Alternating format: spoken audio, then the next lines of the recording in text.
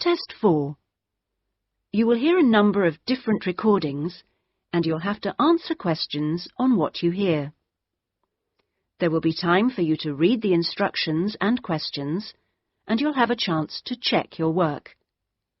All the recordings will be played once only. The test is in 4 sections. At the end of the test, you will be given 10 minutes to transfer your answers to an answer sheet. Now turn to Section 1. Section 1. You will hear a conversation between a student looking for a host family and a housing advisor. First, you have some time to look at questions 1 to 5.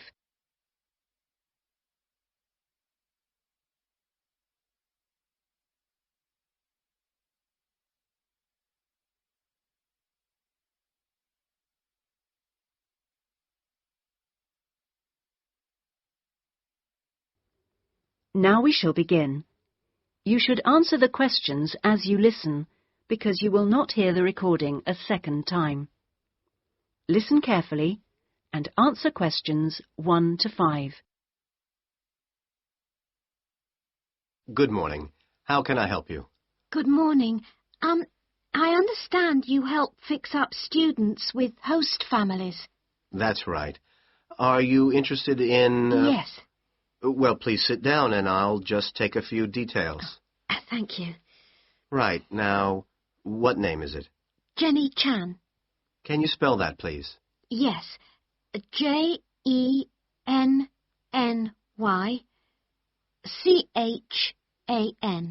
Right. And what is your present address? Seaview Guest House, 14 Hill Road. Okay. And do you know the phone number there? Yes, I have it here. 2237-676. But I'm only there after about 7 p.m. So when would be the best time to catch you? I suppose between 9 and, let me see, past, before I leave for the college. Great. And can I ask you your age? I've just had my 19th birthday. And how long would you want to stay with the host family? I'm planning on staying a year, but at the moment I'm definitely here for 4 months only. I have to get an extension to my permit. You're working on it? Fine. And what will be your occupation while you're in the UK? Studying English. And what would you say your level of English is? Good, I think. I'd like to say advanced, but my written work is below the level of my spoken, so I suppose it's intermediate. Certainly your spoken English is advanced. Anyway, which area do you think you would prefer? Well, I'm studying right in the centre, but I'd really like to live in the northwest. That shouldn't be a great problem. We usually have lots of families up there. Before you hear the rest of the conversation, you have some time to look at questions 6 to 10.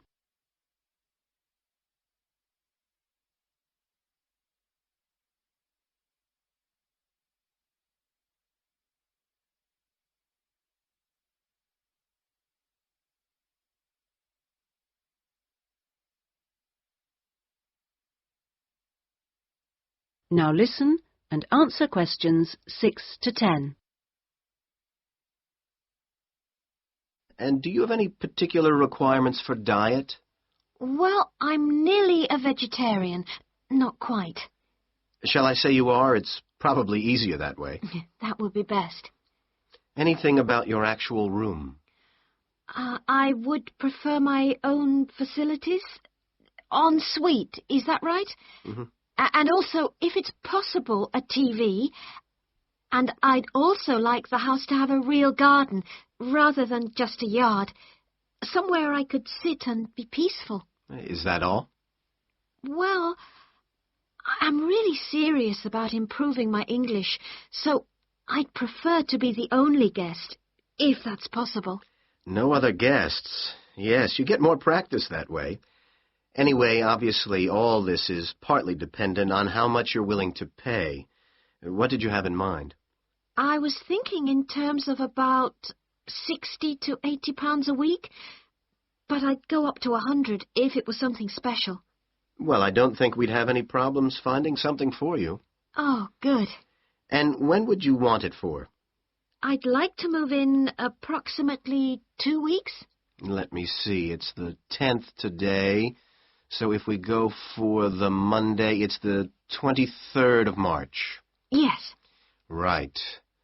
Good, and if I could ask one last question.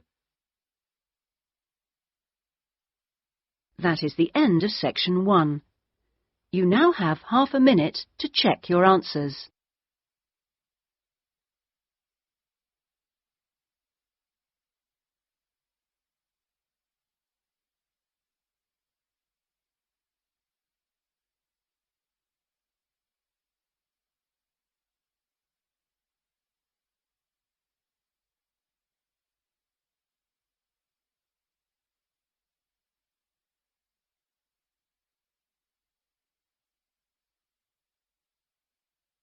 Now turn to section 2.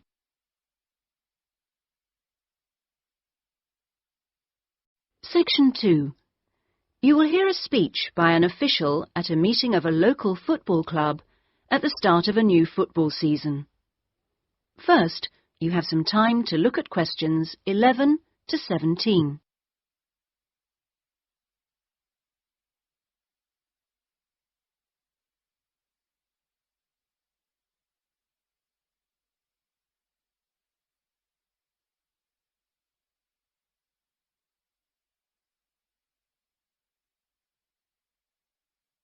Now listen carefully and answer questions 11 to 17. Good evening, everyone, and thank you for coming to the soccer club meeting. It's good to see so many parents and children here tonight, and I know you're looking forward to a great football season. Now, I'd like to take a few minutes to tell you about some changes to the soccer club for the coming season. Now, this season, we'll be playing all our matches for both the junior and senior competitions at Kings Park, instead of Royal Park, which was used last season.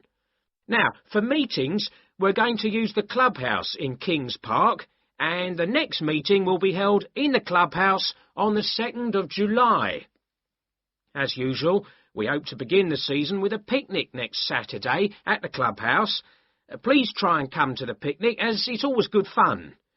The last week of the season, we usually have a dinner and presentation of prizes to the players, and more information about this will be given to you later in the season. This season, we have more teams than ever. We hope to have 10 teams instead of 5 in the junior competition, and they will play on Saturday mornings beginning at 8:30 a.m. Training sessions will be held in Kings Park on Wednesday afternoons for the juniors, and they will be wearing red shirts again this year. In the senior competition, there will be 4 teams, same as last year, and their games will be played on Saturday afternoons, starting at 2:30. It will be at a 2 o'clock start, and the training session for seniors is planned for Sunday afternoons.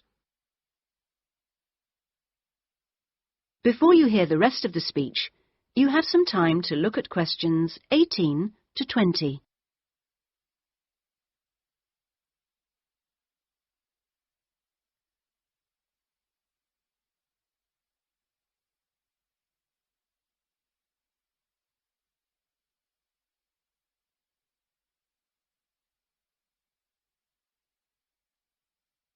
Now listen and answer questions 18 to 20.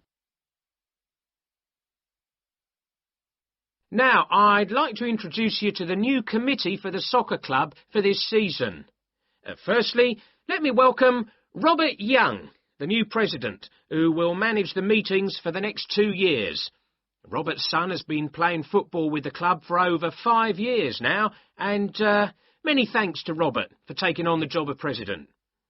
Next, we have Gina Costello. She's the treasurer, and she'll collect the fees from you for the season.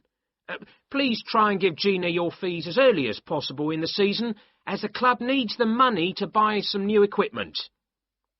Then there's David West, who's volunteered to be the club secretary, and one of the many jobs he'll have is to send out newsletters to you regularly. If you have any information that may be useful, please let David know so that it can be included in these newsletters. Also, I'd like to introduce you to Jason Dokic, who is the head coach. For all the new members here tonight, this is the 3rd year that Jason has been with us as head coach, and we're very lucky to have such an experienced coach and former player at our club. He will continue to supervise the teams at training sessions and on match days. Now, before we finish and have some refreshments, does anyone have any questions they'd like to ask the new committee? That is the end of section 2. You now have half a minute to check your answers.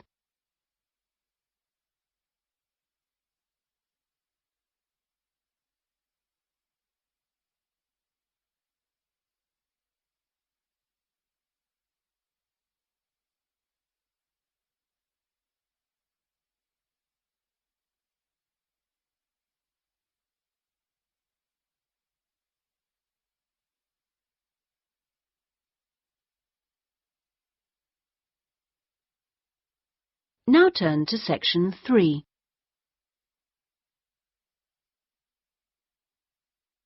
Section 3. You will hear a tutor and 2 students discussing a business case study. First, you have some time to look at questions 21 to 24.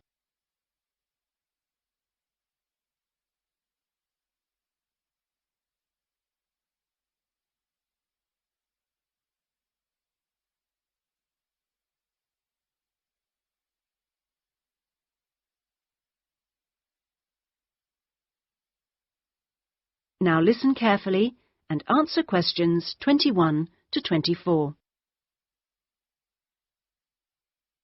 Right, Jason and Karen. Now, I asked you to look at the case study for Box Telecom as part of your exam assessment. It's interesting because they're in the middle of problems at the moment, and I want you to track how they deal with them. Let's start with you, Karen. Having read through the case study, can you just summarise what the problems were that Box Telecom had to take on board? Well, of course, what first came to their attention was that despite a new advertising campaign, they were suffering from falling sales, and this is something that had many causes. On top of that immediate problem, what had also happened over the last 2 years was that although they had invested in an expansion plan, they had to face up to increased competition. And before they had a chance to get to grips with the effects of that, they were stalled by a strike, and it was just when they were thinking about making a colossal investment in new machinery for their plants. So they were really in trouble. Yes, I think that's fair. And, Jason, now you contacted the company, didn't you? What did the company define as the reasons for these problems? Well, I think they've hit on the right things.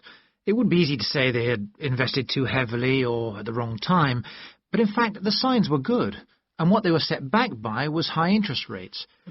At the same time, their longer-term problems, which were affecting their market share, were eventually credited to poor training, and having looked at the details in their last report, I think that's right.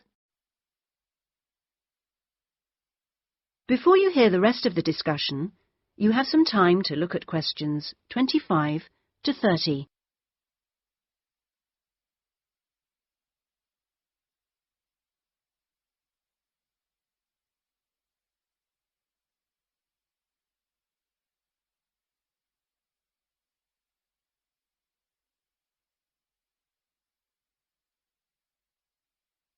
Now listen and answer questions 25 to 30. So, on to the larger issues then. Karen, what do you think the company will do? Well, obviously they have the choice of accepting the very favourable terms that another company, KMG plc, have given them to buy them out. That would mean creating a new company with a new image. Or they could decide on a bolder move and offer some new shares if they wanted. But I think they're much more cautious than that and expect they will start trying to find individuals who'd be prepared to back them with some of the capital they need. Well, you mustn't always assume that dramatic problems require dramatic solutions. Sometimes there's a simple fix, such as changing the guy at the top. If they truly are cautious, then I suspect they will seek to shut down some of their shops.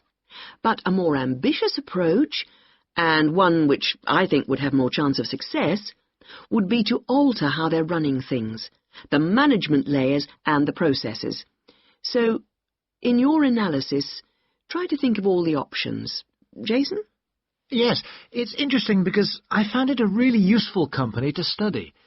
Its problems cross all types of industries, and it's lucky it's so big. A smaller or even medium-sized company would have gone under by now. Ah, well, in fact, what I want you two to do is to go away when we've finished our discussion today and write a report. We've looked in general at the telecommunications market in the UK over the last few sessions, and I want you to take Box Telecom as an example and suggest some ways in which they might overcome their problems, and outline the reasons why you think as you do. But try and keep it intrinsic to the company rather than dragging in other examples. Is that okay, Karen? Yes, I think I can do that. Personally, I've got great hopes for it. I think it will recover.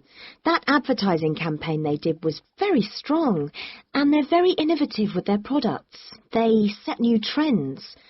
The company's got to recover, don't you think, Jason? I'm not sure. I think it can, but it's not a foregone conclusion unless they manage to attract the right level of investment. The company definitely needs a boost, and to attract more highly skilled workers if their recovery is to be long-lasting. When I was talking to the marketing manager, he said to me that he thinks the company had got a great management team. But he would say that, wouldn't he? But they are suffering from having to work with outdated production machinery, and that could cost a lot to put right.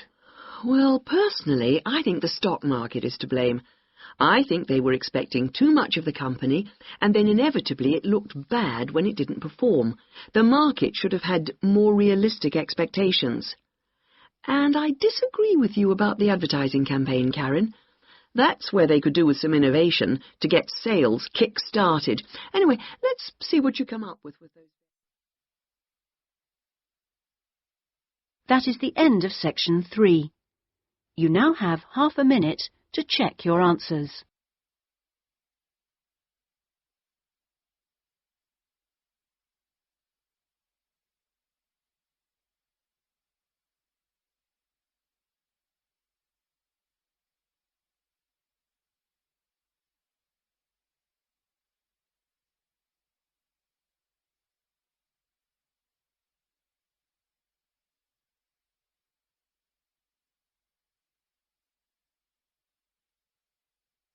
Now turn to section 4.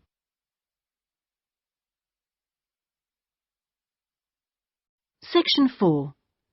You will hear a university librarian giving a talk to new students. First, you have some time to look at questions 31 to 40.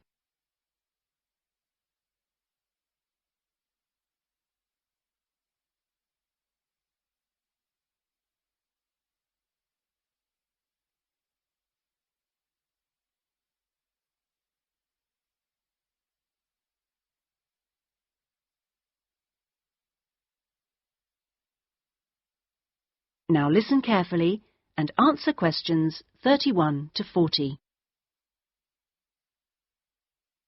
OK, are you all settled? Well, first of all, welcome to Cardiff University. I'm here to explain what we can offer you. Now, as a new student at the university, you will probably need some sort of guidance to help you to use the library effectively to study and research. Some of you have asked about a guided tour, but we find this rather muddles people. So, in this first week, we run a series of talks which focus on different aspects of the library and its resources. You'll also find that to get the most out of the library, you really do need to be computer literate. And so all this term we run small classes which will bring you up to speed on how to access the computer-loaded information. Okay, now let me give you an outline of what's available to you. You'll find that the computers are increasingly used as a research tool. Many students do most of their research on the internet, and the library computers are permanently online. Having found what you need, you'll find you can readily save texts on your personal computer space to print off when you need. You might think that it is the fastest way to get information, but the links can be slow. Clearly, you can find lots on there, but much of it is useless information, as it is from highly debatable sources, so be critical. You'll also find that the library has loaded several CD-ROMs onto the computers from specialist reference sources, such as the MLA. It means we can expand what we offer you at very little extra cost and saves us having to invest in more and more books. The CD-ROMs contain exactly the same information as the reference books, as the two are updated together. Now, most of you will need to refer to journal articles in your work, and you'll find you can also access these online, and we encourage you to do so. Clearly, some of you will find the printed version more accessible as it sits on the shelves, but I'm afraid the intention is to phase these out eventually. However, you will still be able to print off a version of the text rather than photocopying the journal pages. So you must get used to working online. Naturally, we do still have the full range of classic reference books, additional to the CD-ROMs for you to use, and there are several copies of each one. This is because some of you may prefer to borrow a book rather than sit in the library. There is a restricted loan time on these, so that they are not missing from the shelves for too long. Although there is a section manager for each part of the library, they are very busy, and so if you do get stuck looking for things, you should ask the relevant cataloguing assistant. As your training supervisor, I just oversee your induction and will not be around after this initial week.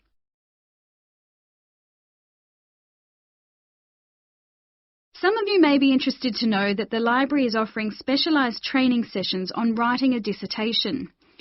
Obviously, this is not relevant to those of you who are undergraduates, it is just for postgraduates.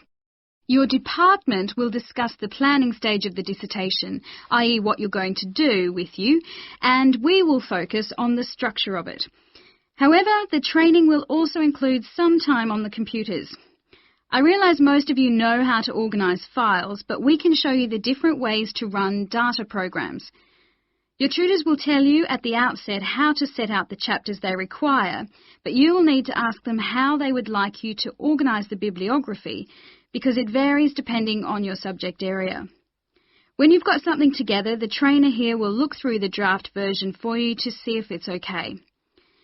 And one final point, for those of you who have registered from abroad, we can offer individual sessions on dissertations if you feel you need them. If you require language lessons, then they are available from the International Centre next to the Law Department. That is the end of section 4. You now have half a minute to check your answers.